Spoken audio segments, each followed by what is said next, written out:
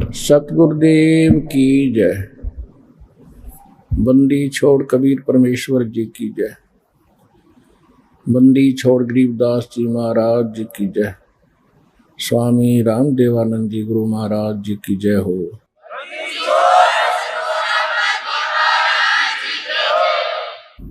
गरीब नमो नमो सतपुरुष को नमस्कार गुरु के नहीं।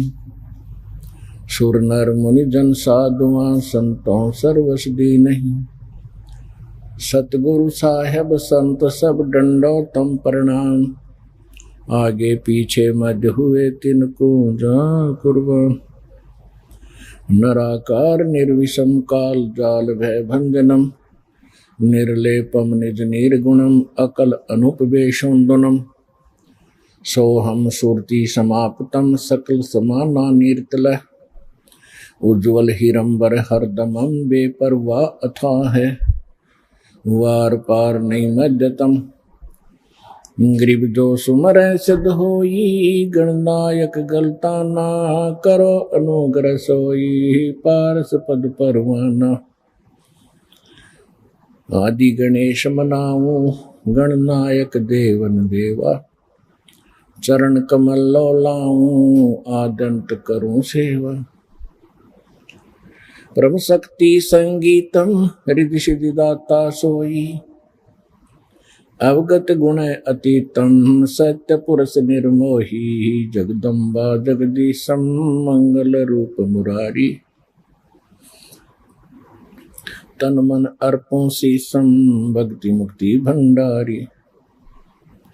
सुर नर मुनि जन ध्यावें ब्रह्मा विष्णु महेशा। शेष शेष मुख गावें पूज्य आदि गणेशा। इंद्र कुबेर सरीखा वरुण धर्म राय ध्यावें। समर्थ जीवन जी का मन इच्छा फल पावे। 33 कोटि अधारा ध्यावें शेष 88। उतरे बहुजल पारा कट है यम की फांसी। 33 कोटि अधारा ध्यावें शेष 88। उतरे बहुजल पारा कट है यम की फांसी। कर जोरों विनती करूं धरूं चरण पर शीश। गुरु जी राम देवानंद जी महाराज ने दियो नाम बख्शीश। कोटि कोटि सिजदा करूं कोटि कोटि प्रणाम। चरण कमल में राखियो मैं बंदी जाम गुलाम। कुटा हूँ गुरुदेव का रामपाल दास का नाम। गले प्रेम की जेवड़ी जाखें चोवा जाऊं। तो करो तो हो बाबड़। दूर दूर करो तो जाऊं। जो राखो तो हीर हूँ। जो देवो सो खाऊं। परम पिता परमात्मा पूर्ण ब्रह्म सर्व सृष्टि के रचने वाले कबीर परमेश्वर जी की असीम रजा से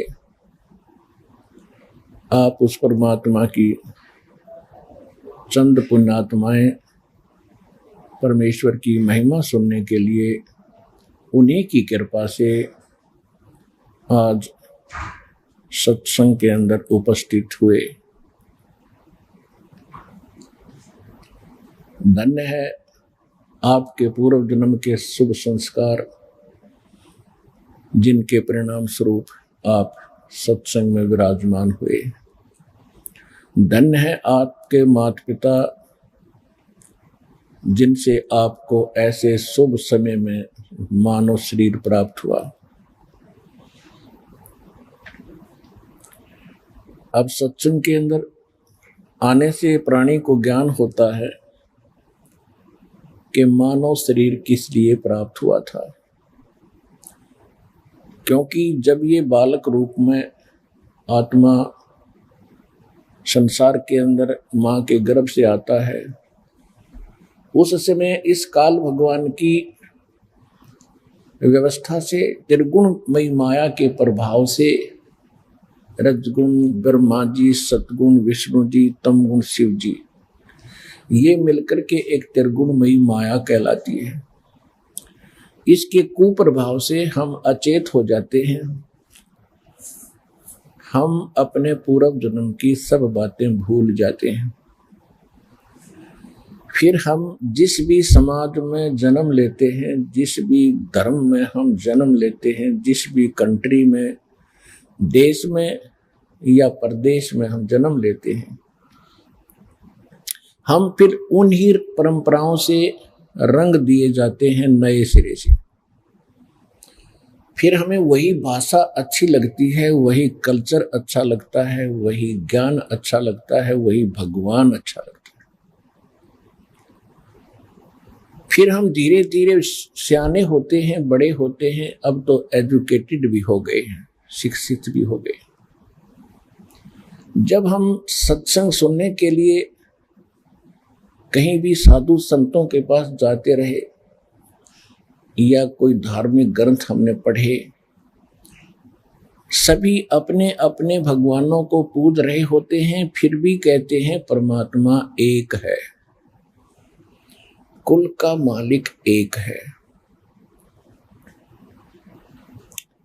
तो फिर हम असमंजस में पड़ जाते रहे कि कुल का मालिक एक है तो वो वही है जिसको हम पूज रहे हैं। जो भी जिस धर्म से संबंधित प्राणी है, वो जिस भी देव को पूजता है, उसकी इस भगवान रूप में उसको पूजता है, तो ये समझ बैठता है कि यही है वो कुल का मालिक। तो पुण्यात्माओं, सत्संग में आने से आपको ज्ञान होता है कि भगवान कौन है, जिसको हम कुल मालिक कहते थे वो कौन है, उसका नाम क्या है। सत्संग तो आप पहले भी सुनते थे, आजकल परमात्मा ने विशेष रजा बख्श रखी है। एक ये टीवी चैनल बना रखे हैं और इसके ऊपर दुनिया भर के संतों के सत्संग भी चला रखे हैं। सत्संग आप पहले भी सुनते थे, लेकिन कोई निर्णय आपके समक्ष नहीं था कि हु इज कंप्लीट गॉड। कोई किसी इष्ट की पूजा कर रहा था, फिर भी कहता था परमात्मा कोई अन्य है, वो निराकार है, केवल प्रकाश दिखाई देता। और अंत में परमात्मा की उपलब्धि यही होती है कि उसमें जाके भक्त आत्मा परमात्मा में उस प्रकाश के अंदर समा जाती है, उसी का रूप हो जाती है, अलग से अस्तित्व नहीं रहता। ये सत्संग नहीं था, ये बकवाद थी, ये अध्यात्म ज्ञानहीन पुरुषों के बनाए हुए लोक वेद दंत कथाएं थी। सत्संग अगर सुनने को मिल जाता तो ये ज्ञान होता जो दास आज आपको भगवान कबीर जी का दिया हुआ सुना रहा है। सबको यही ज्ञान होता यदि सत्संग प्राप्त हो जाता, तो कोई भी बुद्धिमान व्यक्ति इस ज्ञान को सुनता है, धैर्य से प्रमाण देखता है, उसके पश्चात उसकी आंखें फटी रह जाती हैं, दिमाग चकरा जाता है कि आज तक हमने जो सुना वो क्या बकवास थी। और उससे पहले आपको उसी की आस थी कि वही हमें पार करेगा, यही भगवान है, यही फाइनल ज्ञान है। विश्व में सत्संग नहीं है। सतलोक आश्रम बरवाला, जिला हिसार, हरियाणा को छोड़कर इस दास के अतिरिक्त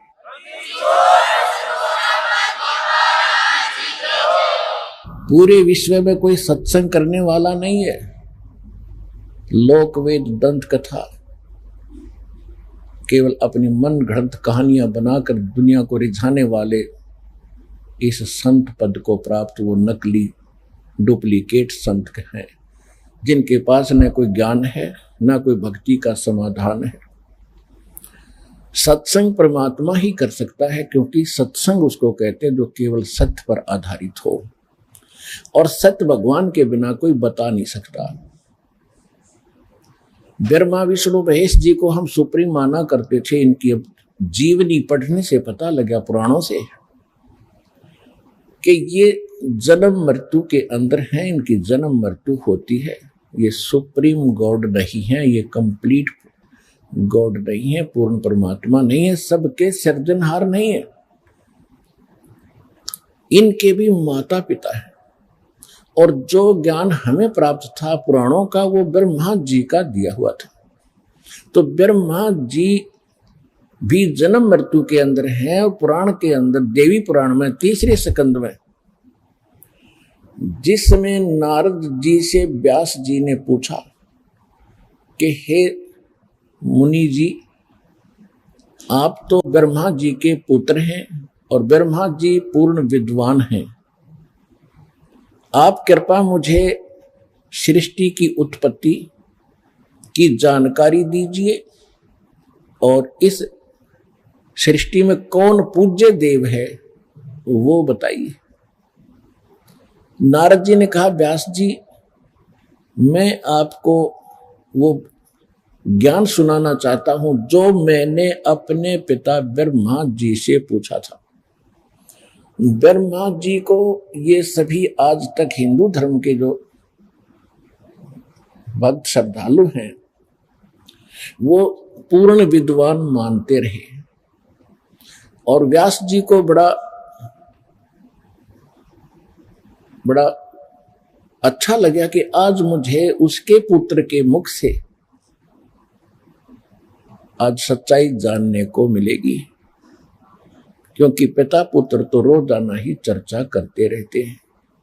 नारद जी ने कहा कि मैंने जो अपने पिता से प्रश्न किया था, जो आपने मुझसे किया है, यही प्रश्न मैंने किया था। उसने क्या जवाब दिया?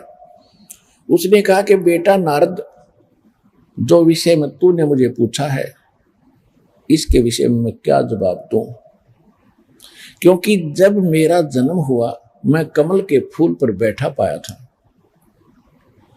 मुझे नहीं मालूम मेरा जनक कौन है, मुझे नहीं मालूम मैं यहां किसने उत्पन्न कर दिया। मैंने बहुत समय तक इस कमल को भी नीचे ऊपर जाकर देखा, कहीं इसका और छोर मिला नहीं। फिर आकाशवाणी हुई कि तप करो। मैंने 1000 वर्ष तक तप किया। इससे जो दास आपको बताना चाहता है कि ब्रह्मा जी खुद कहते हैं कि मुझे अपने ही जन्म का नहीं मालूम, मेरा जन्म कैसे हुआ, मेरा पिता कौन है, मेरा जनक कौन है। तो इससे सिद्ध है कि जो आज तक पुराणों के आधार से हमें ज्ञान देते थे वो इनकम्प्लीट था। इसी प्रकार आपको देवी पुराण के प्रथम स्कंद में गीता प्रेस गोरखपुर से प्रकाशित सचित्र मोटा टाइप श्री देवी पुराण पृष्ठ नंबर 28-29 पर प्रथम स्कंद में ब्रह्मा जी से व्यास जी ने पूछा, और ब्रह्मा जी बताते हैं एक बार नारद और व्यास जी की फिर गोष्ठी हो रही थी, तो व्यास जी ने यही प्रश्न किया था नारद जी से कि इस संसार में कौन पूज्य है। नारद जी ने बताया कि एक समय मेरे पिता ब्रह्मा जी को बड़ा आश्चर्य हुआ कि भगवान श्री विष्णु जी तपस्या कर रहे थे। उन्होंने उनसे पूछा कि हे भगवान, आप विष्णु जी तो सबके पालक हैं, सबके जनक हैं, सर्वशक्तिमान हैं, फिर आप किसकी पूजा कर रहे हो? विष्णु जी कहते हैं कि मैं दुर्गा जी की पूजा करता हूं, देवी शक्ति की पूजा करता हूं, और मेरे ज्ञान में, मेरे स्पिरिचुअल नॉलेज, जितना मुझे अध्यात्म ज्ञान है, मेरे ज्ञान में, मेरी बुद्धि के अनुसार दुर्गा जी से ऊपर कोई देवता नहीं है, कोई भगवान नहीं है। पुण्यात्माओं, ये कोई दास मन ग्रंथ कहानियां नहीं सुना रहा आपको, अपने पवित्र सदग्रंथों के गूढ़ रहस्य आपके रूबरू कर रहा हूं और बहुत बार आपको टीवी पर भी दिखा चुका हूं, प्रमाणित कर चुका हूं और आगे भी करता रहूंगा।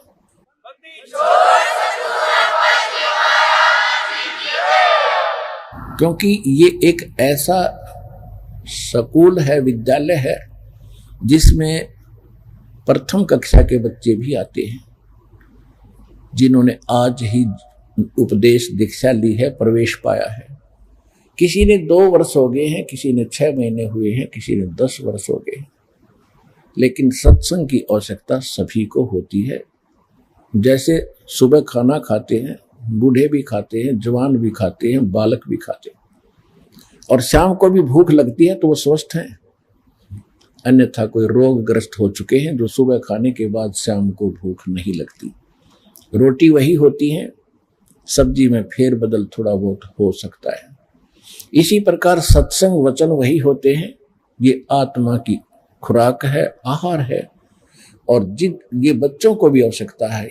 बच्चे में जिन्होंने आज जन्म लिया है, आज दीक्षा ली है, और जवान जो जिन सतनाम सार नाम मिल गया, और बूढ़े कौन, जिनको सार नाम प्राप्त हो चुका है, उनको अंतिम स्टेज पर पहुंच चुके हैं, और जवान जिनको सतनाम प्राप्त हो गया है।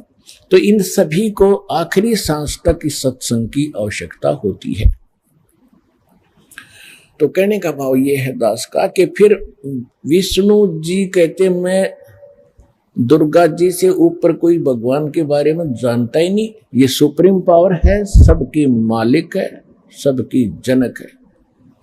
देवी पुराण में ही 7वें स्कंद में इसी गीता प्रेस गोरखपुर से प्रकाशित सचित्र मोटा टाइप देवी पुराण के 562 पृष्ठ पर 7वें स्कंद में हिमालय राजा को ज्ञान देते समय दुर्गा जी क्या कहती है? दुर्गा जी कहती है कि राजन, अब तुझे ब्रह्म की जानकारी देती हूं। यही सुप्रीम पावर है, यही सबका मालिक है, यही सबको पूज्य है। इसका ओम नाम है। ओम नाम का जाप करो। ओम नाम के जाप से आप ब्रह्म को प्राप्त कर जाओगे। वो ब्रह्म लोक में रहता है। अब इससे श्री दुर्गा जी के ज्ञान का भी आपको पता लग गया कि वो क्या ज्ञान बांट रही है मानव समाज को, और इससे आपको विष्णु जी के ज्ञान के सत्र का पता लग गया कि वो कहते हैं दुर्गा जी से ऊपर कोई भगवान नहीं। दुर्गा जी कहती मेरी पूजा भी त्याग के और उस एकमात्र उस ब्रह्म की पूजा करो। उसका ओम नाम है। ओम नाम के जाप से उसको पा जाओगे, ब्रह्म लोक में रहता है। श्रीमद् भगवत गीता देखो, सदग्रंथ सभी अच्छे हैं। जैसे प्राइमरी यानी 5वीं कक्षा तक के भी किताबें जो बुक हैं, जो कायदे हैं, ABCD के जो बुक हैं, वो भी बुक है। और फिर 10वीं तक की जो किताबें हैं वो भी बुक है, वो भी सिलेबस है। उसके आगे फिर और जो अन्य सिलेबस है, ऊपर की पढ़ाई भिन्न हो जाती है, लेकिन उनका सहयोग साथ रहता। जो ABC हमने सीखी है, जो क ख हमने सीखे हैं, इसी प्रकार जो पुराण है, ये जो सिलेबस है, ये 5वीं कक्षा तक का समझो। और वेद जो है, आगे जो वेद है वो समझो मैट्रिक 10वीं तक का सिलेबस है। उसके बाद फिर सूक्ष्म वेद है जो गॉड गिवन है, परमात्मा ने स्वयं अपने मुख कमल से यहां आकर बोला है, वो सत्संग है। उसको तत्व ज्ञान कहते हैं, उसको सूक्ष्म वेद कहते हैं, उसको सत्य ज्ञान कहते हैं, उसको सत्संग कहते हैं। उसके अंदर जो है वो कंप्लीट पढ़ाई है। उसके अंदर एक खासियत और है कि उसमें यही सभी 18 पुराण जितने भी उपनिषद उस समय तक बन चुके थे, जिसमें परमात्मा ने आके सूक्ष्म वेद को पुनः हमें बताया। सन 1398 के बाद 5 वर्ष की आयु में परमात्मा ने, यानी सन 1405 में वो अपने 5 वर्ष की आयु में ये ज्ञान सुनाना शुरू कर दिया था। कौन से भगवान ने? अनंत कोट ब्रह्मांड का एक रति नहीं भारे, सतगुरु पुरुष कबीर हैं ये कुल के सिरजनहारे। वो कौन कबीर? गरीबदास साहिब जी को परमात्मा मिले थे, सचखंड लेकर गए थे सतलोक, फिर वापस छोड़ा था। सभी ज्ञान से, सभी ऊपर के लोगों से परिचित करा के फिर उन्होंने उस प्यारी आत्मा को शरीर में छोड़ा था। तब क्या कहा था? हम सुल्तानी नानक तारे दादू को उपदेश दिया, जात दुलाहा भेद न पाया वो काशी महे कबीर हुआ। उस परमात्मा ने, काशी वाले धानक ने, उस दुल्हे भगवान ने जो ज्ञान दिया उसमें एक विशेषता है कि उसमें सभी 18 पुराण, 11 उपनिषद, महाभारत, 4 वेद, श्रीमद् भगवद गीता, पुराण और बाइबल, इन सभी का ज्ञान उसके अंदर समावेश है। और भक्ति परमात्मा पाने का कंप्लीट कोर्स है उसके अंदर। पुराणों में इनकम्प्लीट, वेदों में भी इनकम्प्लीट, श्रीमद् भगवद गीता में भी इनकम्प्लीट, क्योंकि ये कंप्लीट स्पिरिचुअल नॉलेज नहीं है, ये पूर्ण अध्यात्म ज्ञान युक्त नहीं है। प्रमाण के लिए श्रीमद् भगवद गीता अध्याय नंबर 4 के श्लोक नंबर 32 और 34 में स्पष्ट कर दिया है। ये गीता ज्ञान दे कौन रहा है? ये ब्रह्म दे रहा है, ब्रह्म। इसमें स्पष्ट कर दिया है कि परमात्मा स्वयं अपने मुख कमल से आकर, वो पूर्ण परमात्मा, सारी सृष्टि का रचनहार सच्चिदानंद घन ब्रह्म, अपने मुख कमल से जो यहां प्रकट होकर ज्ञान बोलता है, वो सच्चिदानंद घन ब्रह्म की वाणी होती है। उसको तत्व ज्ञान सूक्ष्म वेद कहते हैं। वो सत्संग रियल है, सत्य है, अन्य झूठे सत्संग है उसके अतिरिक्त। और उसके अंदर यज्ञों यानी धार्मिक अनुष्ठानों की जानकारी विस्तार के साथ बताई गई है। गीता ज्ञानदाता कहता है कि अर्जुन, उस ज्ञान को तू, चौथे अध्याय के 34वें श्लोक में जो भगवान स्वयं बताता, जिसमें कंप्लीट कोर्स है, जिसमें संपूर्ण अध्यात्म ज्ञान है, उस ज्ञान को तू तत्वदर्शी संतों के पास जाकर समझ। उनको दंडवत प्रणाम करने से, कपट छोड़कर निष्कपट भाव से प्रसन्न करने से, वो तत्वदर्शी संत तुझे परमात्म तत्व का ज्ञान कराएंगे, यानी तत्व ज्ञान का उपदेश करेंगे। इसे सिद्ध हो गया कि गीता का ज्ञान कंप्लीट नहीं है। और गीता 4 वेदों का, ऋग्वेद, यजुर्वेद, सामवेद, अथर्ववेद और ये 4 वेदों का वो निष्कर्ष है।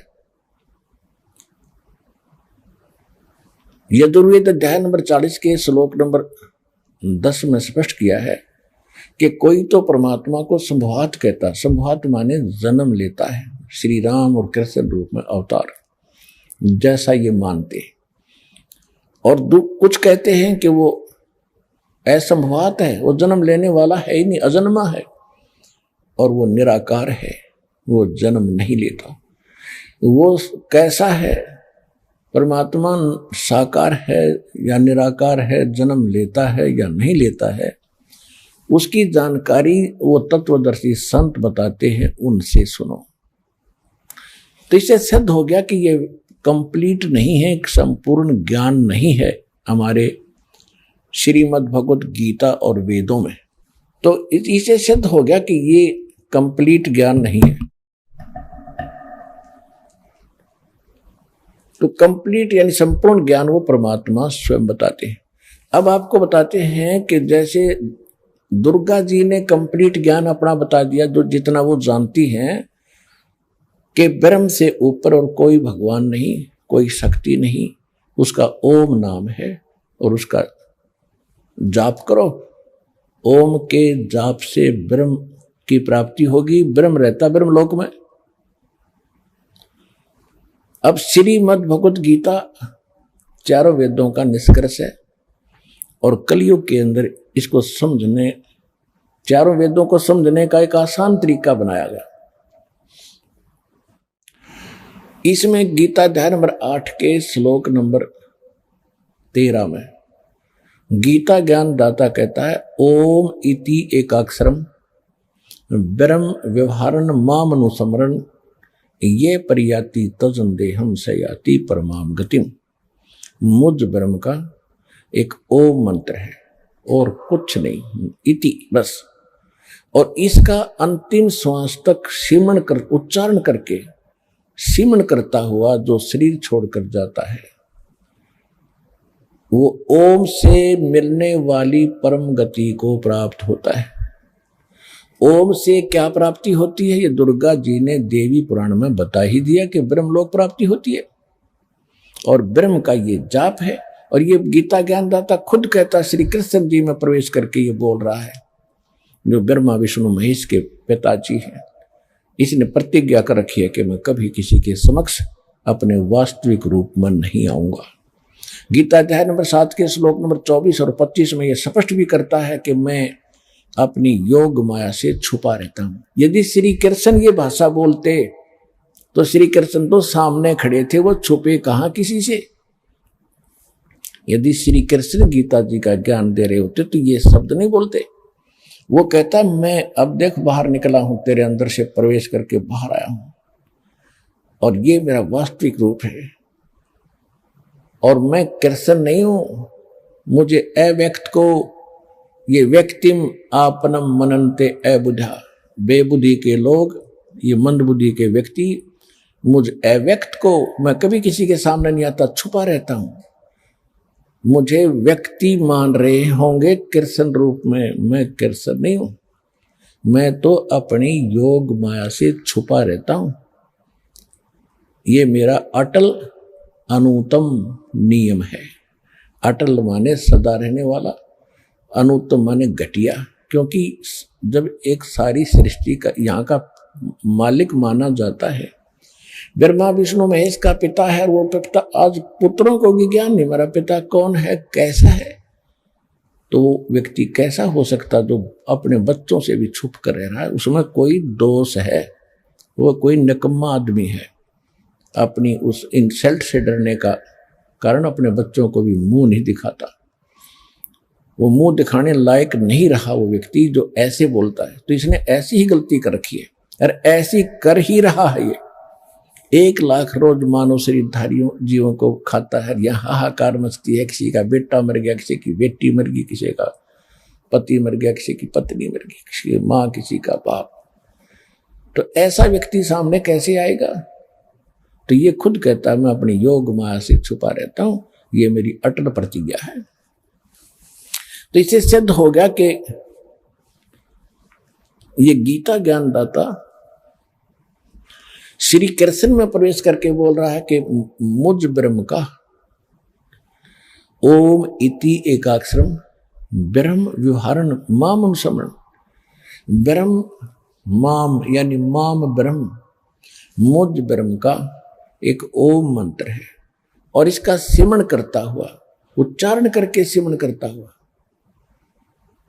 और जो शरीर छोड़कर जाता है अंतिम सांस तक इसका सिमरण करता, तो ब्रह्म, इस ओम से मिलने वाली जो ब्रह्म गति है उसको प्राप्त होता है। ओम से कौन सी गति प्राप्त होती है आपको बता ही दिया, ब्रह्मलोक प्राप्ति होती है। अब श्रीमद् भगवत गीता अध्याय नंबर 8 के श्लोक नंबर 16 में यह भी स्पष्ट कर दिया है कि ब्रह्मलोक में गए हुए प्राणी भी पुनरावृत्ति के अंदर हैं अर्जुन। वैसे इस श्लोक का अनुवादकों ने गलत कर रखा है। इन्होंने ये लिख दिया कि मुझे प्राप्त होकर के किसी का जन्म नहीं होता। नहीं, इसका अर्थ ये है कि ब्रह्मलोक में गए हुए प्राणी भी पुनरावृत्ति यानी पुनर्जन्म मृत्यु के अंदर हैं अर्जुन। और जो ये नहीं जानता कि ओम के जाप वाला ब्रह्मलोक में गया, ब्रह्मलोक में गए हुए भी जन्म मृत्यु में रहते हैं, वो मुझे प्राप्त होकर भी पुनर्जन्म है अर्जुन, मुझे प्राप्त होकर भी उनका पुनर्जन्म है अर्जुन। इसका यथार्थ अनुवाद ये है, उन्होंने गलत कर रखा है। यदि उनकी माने एक गलत अनुवादकों की,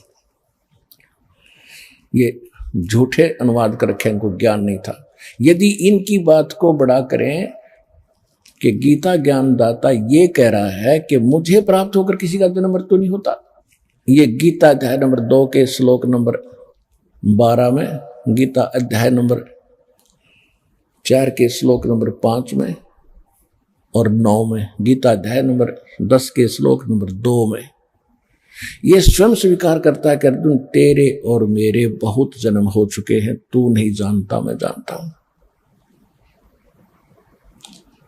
हम पहले भी जन्मे थे, आगे भी जन्मेंगे, केवल वर्तमान में ही नहीं है। और यह भी स्पष्ट करता है 10वें अध्याय के दूसरे श्लोक में कि मेरी उत्पत्ति को ये देवता और ऋषि नहीं जानते, क्योंकि इनको उत्पन्न करने वाला मैं हूं। क्योंकि ब्रह्मा विष्णु महेश ये 33 करोड़ देवता, 88,000 ऋषि, जो ये सभी इस काल भगवान ब्रह्म के उत्पत्ति है। दुर्गा इसकी पत्नी है ब्रह्म की, और ब्रह्मा विष्णु महेश इसके प्रथम 3 पुत्र हैं। प्रथम ब्रह्मा, सेकंड विष्णु और थर्ड शिव। इसके बाद फिर ये उत्पत्ति इनसे हुई है, कुछ दुर्गा के वचन से हुई है। तो इस प्रकार ये काल की सृष्टि प्रारंभ हुई है। आज का जो प्रसंग है ये क्या हो गया सिद्ध के ब्रह्म कहता है कि मैं भी जन्म और मृत्यु के अंदर हूं, मैं भी कंप्लीट स्पिरिचुअल नॉलेज नहीं रखता हूं, संपूर्ण अध्यात्म ज्ञान मुझे नहीं है। चौथे अध्याय के 34वें श्लोक में इसने कह दिया कि उसको तत्वदर्शी संतों के पास जाकर पूछो और वो बताएंगे। तो इससे सिद्ध हो गया कि सत्संग केवल पूर्ण परमात्मा ही करते हैं। उन्होंने आज से 600 वर्ष पहले इस कलयुग में आके सत्संग किया था। परमेश्वर कबीर जी ये पूर्ण परमात्मा है, सच्चिदानंद घन ब्रह्म है, इनको संत भाषा में सत्पुरुष कहते हैं। श्रीमद् भगवत गीता के अंदर इसको परम अक्षर ब्रह्म कहा है। गीता अध्याय नंबर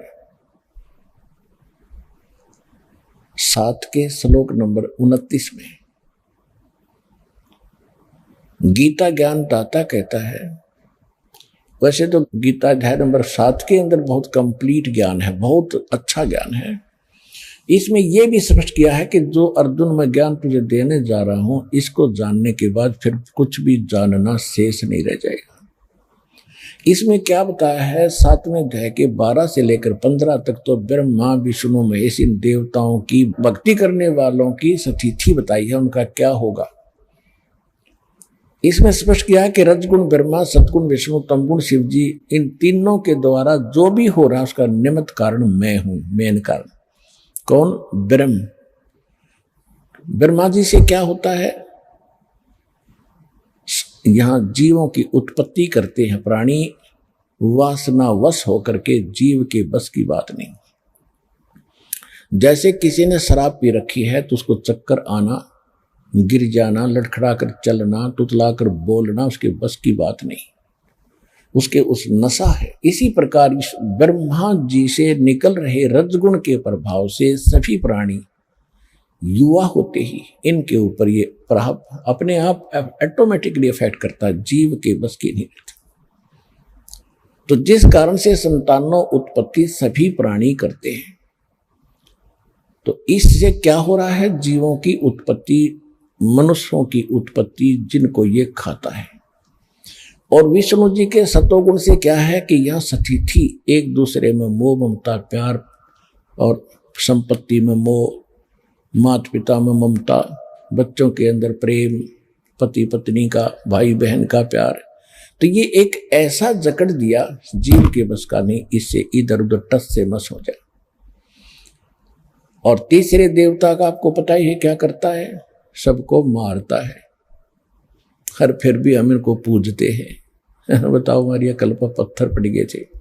तो क्या कहता है गीता ज्ञानदाता यानी ब्रह्मा विष्णु महेश का पिता के रजगुण ब्रह्मा, सतगुण विष्णु और तम गुण शिव जी के द्वारा जो भी इन तीनों गुणों से जो कुछ हो रहा है उसका मुख्य कारण मैं हूं, परंतु मैं इनमें नहीं और ये मुझ में नहीं, क्योंकि ये इनसे अलग रहता है और इनको बना दिया इन्होंने, एक एक गुण युक्त पैदा कर दिया। ये बहुत बार आपको सृष्टि रचना में बताया है, ये कैसे रजगुण बने, कैसे सतगुण बनाए, कैसे तमोगुण बनाए, और इनसे जो कुछ हो रहा उसका निमित्त कारण मैं हूं, क्योंकि इसने 1 लाख मानव शरीरधारी प्राणियों को खाना पड़ता है। ये ऊपर का कवर यहां रह जाता है। सारे जीवन में जैसे भी ये सब शराब पीता है, तम्बाकू पीता है, तम्बाकू खाता है और चटपटे आहार करता है, उसकी वासना सूक्ष्म शरीर के अंदर लिप्त होती रहती है कुछ अंश। जैसे बादाम की गिरी खाने की होती है, ऊपर का छिलका नहीं, तो ये ऊपर का छिलका ये यहां छोड़ देता है, अंदर से वो गिरी निकाल कर तपतशिला यानी एक तवी के ऊपर, बहुत बड़ा तवा है पत्थर का, उसके ऑटोमेटिक गर्म रहता है, उस पर पटक देता है और उससे फिर चटक मरते नहीं जीव उबालता है और उनसे निकाल कर गंध को फिर ये आहार करता है, आनंद लेता है। और यहाँ हाहाकार मची होती है, किसी का बेटा मर गया, किसी की बेटी मर गई, किसी का परिवार मर गया। हम ऐसे कसाई के लोक में रह रहे हैं, परमात्मा ने आकर हमें बताया है। अब जो प्रसंग चल रहा है उसी पर आते हैं। अब तीनों गुणों के द्वारा जो हो रहा है ये ब्रह्मा विष्णु महेश के द्वारा ये हो रहा, जो इन्हीं ब्रह्मा विष्णु महेश तीनों गुणों के पुजारी हैं, ब्रह्मा विष्णु महेश के, वो राक्षस स्वभाव को धारण किए हुए मनुष्यों में नीच दूषित कर्म करने वाले मूर्ख, ये ब्रह्म कहता ये मेरी भक्ति भी ना करते, यानी ब्रह्म की साधना भी नहीं करते, ये तो आन उपासना तक ही सीमित।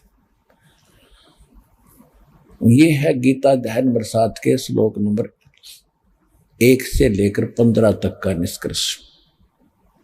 वैसे तो 12 से 15 का है, लेकिन 1 से 2, 3, 4 में इसने सब स्पष्ट बता दिया है कि अब जो मैं ज्ञान तुझे आज दे रहा हूं 7वें अध्याय में, इसको जानने के बाद फिर कुछ भी जानना शेष नहीं रहेगा अर्जुन।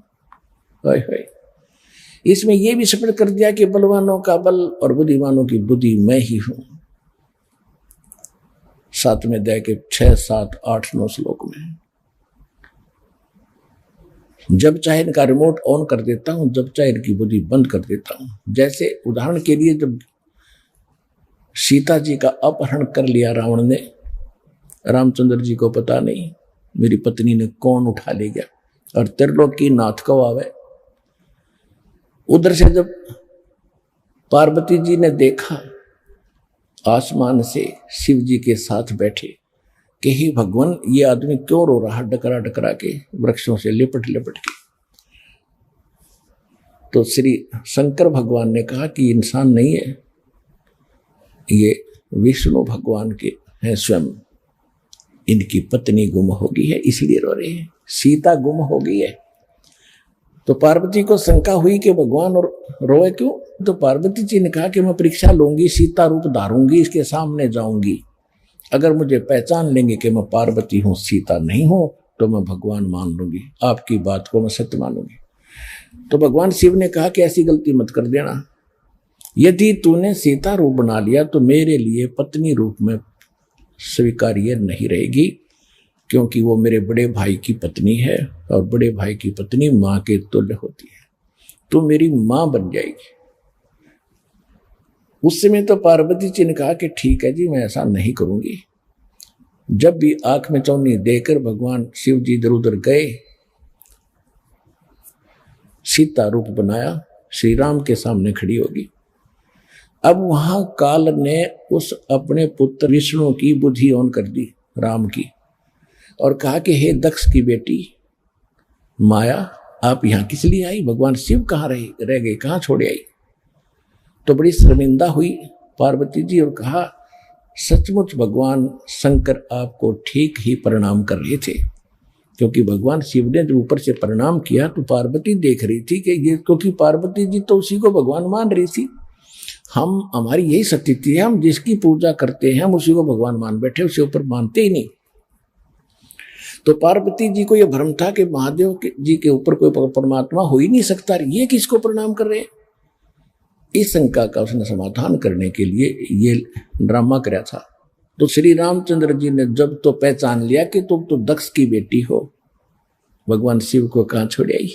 अपनी पत्नी का पता नहीं उसने कौन उठा ले गया, उसको खोजते पर रहे जैसे किसी की गाय गुम हो जाया करे, कोई इधर पूर्व में गया खोजने, कोई पश्चिम में, हनुमान जी को पता लग गया, वो संदेशा ले आई, जब आप सीता पाई।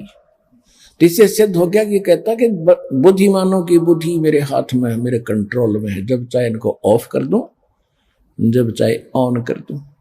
और जिस समय महाभारत का युद्ध इसने करवाया, अर्जुन मना करता था मैं लड़ूंगा नहीं, भीख मांग कर खा लूंगा, भगवान ये पाप नहीं करना चाहते, ऐसे राज के आग लगे।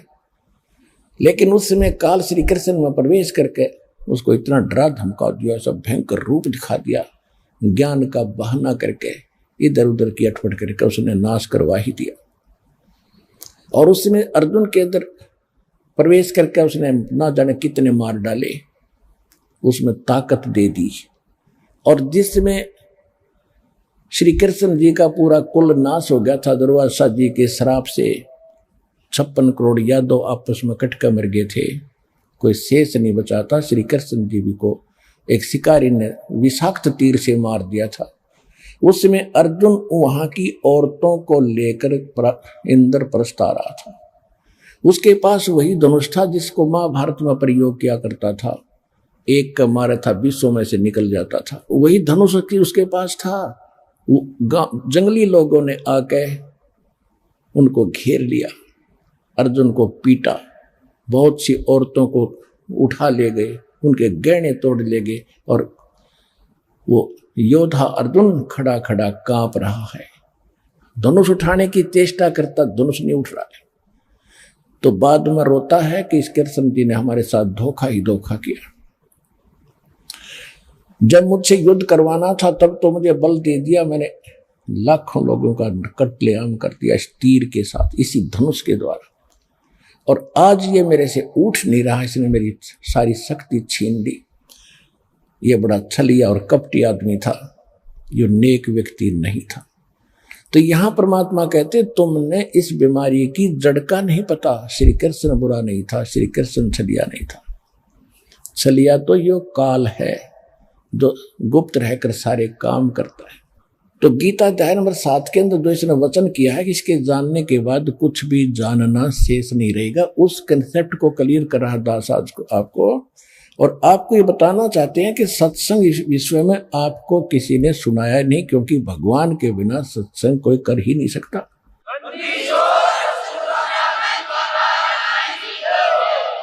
और भगवान 600 वर्ष पहले सत्संग करके गए थे और वो लिपिबद्ध हो गया था, वो सूक्ष्म वेद सच्चिदानंद घन ब्रह्म की वाणी, कबीर वाणी। और उस ज्ञान को आज अपने दास को बुद्धि दी है, जो दास समझ सके उस भगवान के गूढ़ रहस्यों को, दिए हुए उसके ज्ञान को।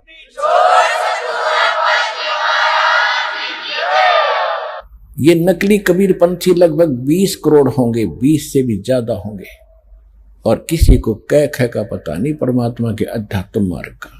कबीर जी की वाणी क्या कहना चाहती है, इन्हीं को आधार लेते हैं, और कोई उनके पास यथार्थ ज्ञान नहीं, न भक्ति और समाधान है, न कोई पूजा की विधि उनकी परमात्मा के अनुकूल है। तो जो प्रसंग चल रहा है कि 7वें अध्याय के 12 से लेकर 15 तक में स्पष्ट कर दिया है कि तीनों गुणों रजगुण ब्रह्मा सतगुण विष्णु तम गुण शिव जी की जो पूजा करते हैं वो राक्षस भाव को धारण किए हुए मनुष्यों में नीच दूषित कर्म करने वाले मूर्ख मेरी भक्ति भी ना करते। इससे सिद्ध हो गया कि ब्रह्मा विष्णु महेश की भी पूजा नहीं करनी चाहिए, लेकिन अनादरणीय नहीं है। देखो ये है जो ज्ञान है गीता का, दास ने कहा कि इनकम्प्लीट है, सूक्ष्म वेद है वो कंप्लीट है, संपूर्ण है। उसके आधार से इसमें तो कह दिया कि पूजा नहीं करनी चाहिए, उनके मूर्ख हैं लोग, लेकिन पूजा अलग चीज होती है और एक साधना सत्कार अलग वस्तु होती है। आगे प्रसंग और चल जाएगा, अब यहां इसको स्टॉप करके आगे चलते हैं। फिर ये कहता है 7वें अध्याय के ही 16 से लेकर 18 तक 3 मंत्रों में कि मेरी पूजा 4 प्रकार के करते हैं, यानी ब्रह्म साधना 4 प्रकार के करते हैं। अर्थार्थी, आर्थ, जिज्ञासु और ज्ञानी। अर्थार्थी जो धन लाभ के लिए वेद मंत्रों से अनुष्ठान करते हैं, वो किसी अन्य जंत्र मंत्र या अन्य किसी और वाणी का सहयोग नहीं लेते, जैसे जय गणेश देवा इस तरह की वार्ती नहीं करते। वो केवल वेद मंत्रों से अपना अनुष्ठान करते हैं जैसा उनको ज्ञान है। वो केवल अर्थ लाभ के लिए ही करते हैं, लेकिन करते हैं वो ब्रह्म, मुझे ही आधार बनाकर ब्रह्म के ही पूजा मानते हैं। वो हम ब्रह्म साधना करें, जो वेदों अनुसार साधना ब्रह्म तक की सीमित है। दूसरे उसने बताया कि आर्थ कोई संकट निवारण के लिए वेद मंत्रों का ही अनुष्ठान करते हैं।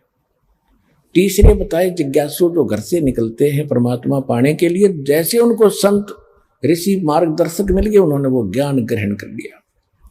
उद्देश्य मूल भूल गए कि तुम करना क्या चाहते थे। वो वक्ता बनकर जनता को फिर गुरु पद प्राप्त करके वही सुना सुनाया खिचड़ी ज्ञान बांटने लग जाते हैं, वो जिज्ञासु कहलाते हैं। और चौथे हैं ज्ञानी। ज्ञानी वो बताए हैं जिनको पता चला कि मनुष्य जीवन बार बार नहीं मिलेगा, मानुष जन्म दुर्लभ है ये मिलन बारंबार। जैसे तरवर से पुत्ता टूट गिरे वो बोर न लगता डारे। मानुष जन्म पाए कर जो नहीं रटे हरि नामे, जैसे कुआ जल बिना फिर बनवाया क्या काम। अब इन बातों से प्रभावित होकर के जिनको ये दृढ़ता आ गई कि मनुष्य जीवन केवल परमात्मा प्राप्ति के लिए ही मिला है, इसका और दूसरा काम नहीं है। ठीक है, ये एक किराए का इंजन है, इसमें ईंधन डालेंगे तो ये काम करेगा। ईंधन के लिए हमने कमाई करनी पड़ेगी। पहले सतयुग के अंदर तो फल फ्रूट ये गेहूं चने बाजरे अपने आप उगे रहते थे, जैसे सामक उगा रहता है। तो उसमें मेहनत तो करनी थी, झाड़ के लाओ बनाओ, कुटो पीटो बनाओ, रोटी बनाओ, ऐसे करना तो पड़ता ही है। और अब तो हम केवल माया जोड़ने लग गए, रोटी सुविधा मिल गई तो बाकी और बकवादें शुरुआत कर दी। ये नहीं थी इस मनुष्य जीवन के। ये मनुष्य जीवन का इसका उद्देश्य नहीं है कि कोठी बंगले बनाकर जीवन नाश कर जाओ। पुराने इतिहास देखो, हमारे भारतवर्ष में ऋषि भी झोंपड़ियों में रहते थे, जो भगवान पाने के लिए घर से निकले थे। और हमारे दादे परदादे कच्चे मकान बनाकर झोपड़ियों में रहा करते थे और कितने शांत थे, सुख में जीवन जीते थे। और आज हम अफलातून बन गए, एजुकेटेड हो गए, पैंट पूंट टाइट हुई नीलाओ तो हमने भी इज्जत का नाश हो जाए, और चैन नहीं स्वप्न में भी, क्योंकि हम माया की आग में जल रहे हैं। और जहां माया है वहां शांति कभी नहीं हो सकती। इस माया के साथ हमने भगवान की एक विशेष भक्ति साथ करनी पड़ेगी, तब ये माया अपने इसका असर नहीं होगा आंच का, फिर ये हमारे अनुकूल चलेगी। अब जो प्रसंग है उसी पर आते, तो उनको ये ज्ञान हो जाता है कि मनुष्य जीवन केवल परमात्मा प्राप्ति के लिए ही बना है, और भक्ति किसकी करें? एक परमात्मा की भक्ति से मोक्ष होगा। देवी देवताओं की पूजा से कोई लाभ नहीं, इनको इष्ट रूप में पूजने से कोई लाभ नहीं। उन ज्ञानियों को ये पता चल जाता है, इसलिए वो आन उपासना अन्य देवताओं की पूजा नहीं करते अर्जुन। वो केवल मेरी भक्ति करते हैं, इसलिए वो मुझे अच्छे लगते हैं, उनको मैं अच्छा लगता हूं। अब 7वें अध्याय के 18वें श्लोक में गीता ज्ञानदाता कहता है कि अर्जुन, ये ज्ञानी आत्मा, इन ज्ञानी आत्माओं ने अपने आप निष्कर्ष निकाल लिया वेदों को पढ़कर, क्योंकि इनको वेद समझ में आए नहीं, इनकी बुद्धि पर पत्थर पड़ गए। जो 40वें अध्याय के 10वें श्लोक में लिखा मंत्र में कि परमात्मा की विशेष जानकारी तो तत्वदर्शी संत बताते हैं, उनसे पूछो। और वेद में शाम वेद के 822 नंबर मंत्र में यह भी स्पष्ट किया हुआ है कि वो 3 मंत्र के जाप से भगवान की प्राप्ति होती है, और उसको तत्वदर्शी संत बताते हैं। यजुर्वेद अध्याय 40 के मंत्र 10 में स्पष्ट कर दिया। यजुर्वेद अध्याय नंबर 40 के मंत्र 15 में लिखा है कि वायु अनिलम अथिदम वायु अनिलम अमृतम भस्मांतम शरीरम ओम कर्तु समर किल्बे समर और कर्तुम समर। उसका अर्थ ये बनता है कि वायु अनिलम परमात्मा की भक्ति जो है सांस उश्वास के साथ होती है, और ओम नाम के जाप का सिमरण करो, ओम नाम का जाप करो, काम करते करते करो, विशेष कसक के साथ करो, मनुष्य जीवन का मूल कर्तव्य जानकर ओम का जाप करो। उससे क्या होगा कि ओम नाम से मिलने वाला जितना अमृतव प्राप्त हो सकता है वो हो जाएगा। वो दुर्गा जी ने बताई दिया देवी पुराण में 7वें स्कंद के 562 पर 63 पृष्ठ पे 562 63 पृष्ठ पे कि ओम का जाप कर ब्रह्म की साधना है, वो ब्रह्मलोक में रहता है, ब्रह्मलोक में चले जाओ। अब इन्होंने आगे भी पढ़ा होगा 40वें अध्याय यजुर्वेद के 40वें अध्याय के 17वें श्लोक में कहा, जो वेद ज्ञानदाता कहता है कि पूर्ण परमात्मा तो प्रोक्ष है, वो तो गुप्त है, और मैं ब्रह्म हूं, मेरा ओम नाम है, और मैं ब्रह्मलोक में रहता हूं। आकाश में खम्भ, खम्भ माने ब्रह्मलोक रूपी दिव्य आकाश में मैं रहता हूं।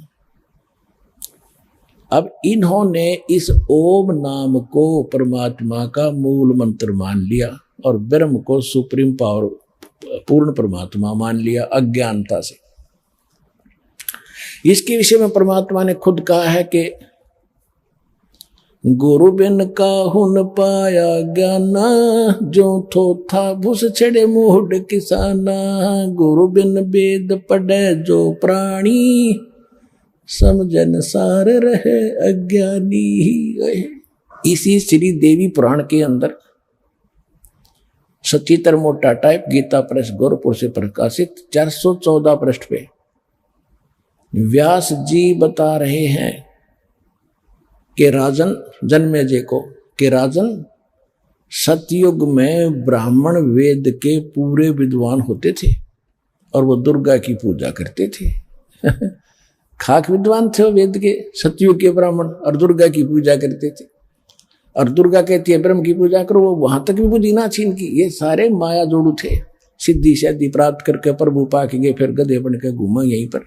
जो प्रसंग चल रहा है कि वो इनको इन्होंने ओम नाम को फाइनल मान लिया, और फिर ये हठ योग कहीं है नहीं किसी भी अपने प्रमाणित ग्रंथ के अंदर। जो तपस्या करते हैं ब्रह्मा जी, विष्णु जी, शिव जी को आप देखते हो,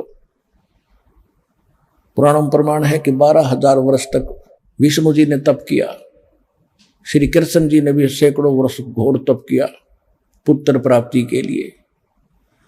और किसी भी वेद या गीता में हठ योग का प्रावधान नहीं है, और ना सूक्ष्म वेद में। तो ये हठ योग कहां से आया? जब ब्रह्मा जी कमल के फूल पर बैठा था, खुद बता रहा है कि मुझे आकाशवाणी हुई तप करो तप करो। जब तक तो ब्रह्मा जी को वेद भी ना मिले थे, इसने तप किया, तो उस तप की आकाशवाणी भी इसने पूर्ण परमात्मा की मान ली। वेद में नहीं है, न गीता में। गीता अध्याय नंबर 17 के श्लोक नंबर 6 और 7 8 में स्पष्ट किया है कि जो शास्त्र विधि को त्याग कर जो मनमान आचरण करते वो हैं तो नालायक आदमी। फिर भी वो 3 प्रकार के होते हैं, अब उनकी अपनी अपनी वैरायटी बताई है। फिर कहा कि ये जो मनमाना घोर तप तपते हैं, ये मुझे भी और इस कमलों के अंदर बैठे जितने देव हैं उनको भी दुखी करते हैं, इनको घोर नरक में डालूंगा। तो इससे सिद्ध है कि इसको करना ही नहीं ऐसा, क्योंकि गीता ज्ञानदाता स्वयं कहता है 8वें अध्याय के 5वें और 7वें श्लोक में कि अर्जुन तो मेरा भक्त बन, मेरी भक्ति कर, युद्ध भी कर और सिमरण भी कर। यानी वही यजुर्वेद बता रहा है। यजुर्वेद 40वें अध्याय का 15वां मंत्र कहता है कि ओम कर्तु समर, यानी काम करते करते, और किल्वे समर यानी कसक के साथ, करुणाहट के साथ कर, और कर्तुम समर यानी अपना जीवन का मूल्य उद्देश्य समझकर ओम नाम का जाप करो। तो इसमें हठ योग नहीं है, ऐसे सूक्ष्म वेद में है, नाम उठत नाम बैठत नाम सोवत जागवे, नाम खोते नाम पीते नाम से ती लागवे। काम भी कर, भक्ति भी कर, सिमरण भी कर, ये है मूल मंत्र। इसे हटकर जो अपने आप इन्होंने हठ योग शुरू कर दिया, ये लोकवेद और काल की ये गलत प्रेरणा है इनको। तो इन्होंने उस काल की आकाशवाणी के तप करो को भी वेद वाक्य मान लिया, और बाद में ब्रह्मा जी को वेद प्राप्त हुए, उनसे ओम मंत्र ले लिया, ओम मंत्र को पूर्ण परमात्मा का मान लिया। तो 7वें अध्याय के 18वें श्लोक में अब गीता ज्ञानदाता ब्रह्म कहता है कि ओम नाम का ये ज्ञानी आत्मा है तो श्रेष्ठ उद्धार है, क्योंकि इन्होंने अपना जीवन भी न्यौछावर कर दिया परमात्मा के पाने के लिए। लेकिन इनको तत्वदर्शी संत ना मिलने से ये मेरे वाली अनुतम यानी ब्रह्म से मिलने वाली, ओम नाम से मिलने वाली जो परम गति है, ये अनुतम है, क्योंकि इसमें जन्म मृत्यु ना तेरी मिटे अर्जुन ना मेरी मिटे।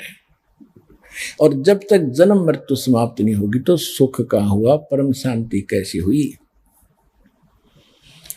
जो 18वें अध्याय के 62वें श्लोक में कहा है और 15वें अध्याय के 4थे श्लोक में कहा है कि अर्जुन तू सर्वभाव से उस परमेश्वर की शरण में जा